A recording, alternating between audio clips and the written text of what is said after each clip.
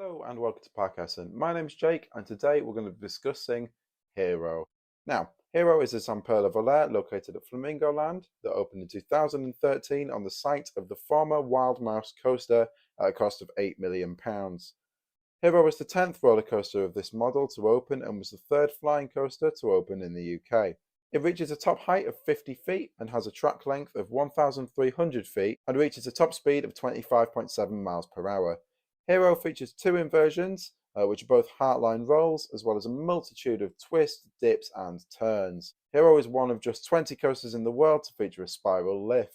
This is a style of lift hill that is shaped like an upward spiral. Unlike a conventional lift hill, a spiral lift is physically pushed by a rotating structure in the middle of the spiraling track. As with most coasters, Hero begins by exiting out of the station. You're given a little bit of a push, and then you're eventually joined onto the spiral lift hill. Now, this section is kind of like the calm before the storm, unfortunately. You're given a couple of maybe 20 seconds to appreciate the views and question your choices, so to speak, whilst you make your way up this lift hill.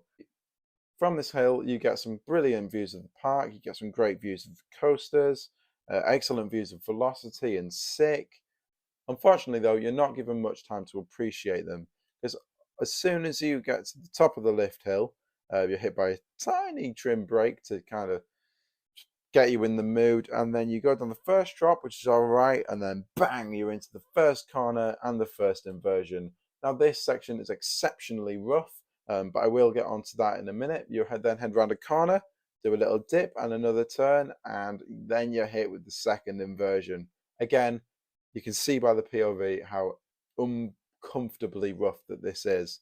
You then go around another corner and you're into the worst section of the ride, which is a swooping section.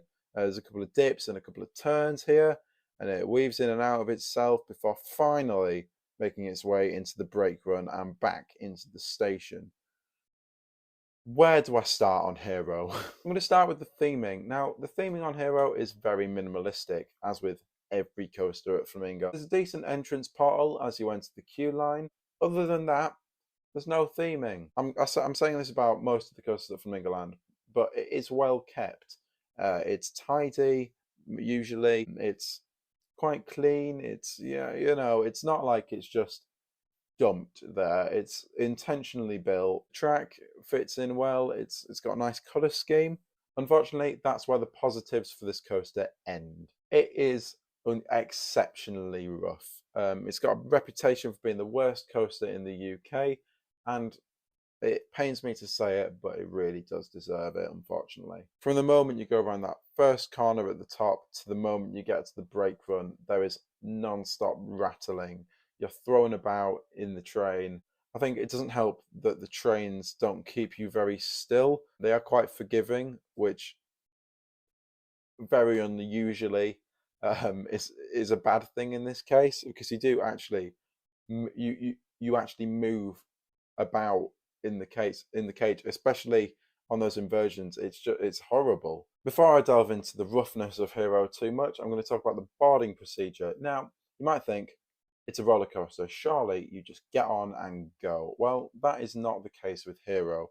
You see, the trains are constantly moving, so you have to board the train whilst it's moving in the station. It's quite stressful sometimes, to be honest. So if you've got a bag, you have to run to the other side of the station, chuck your bag down, and run onto the train. You go up some steps, put your hands on the holders, hold on for dear life. It's not very tight, and it doesn't give you the best of confidence, if that makes sense.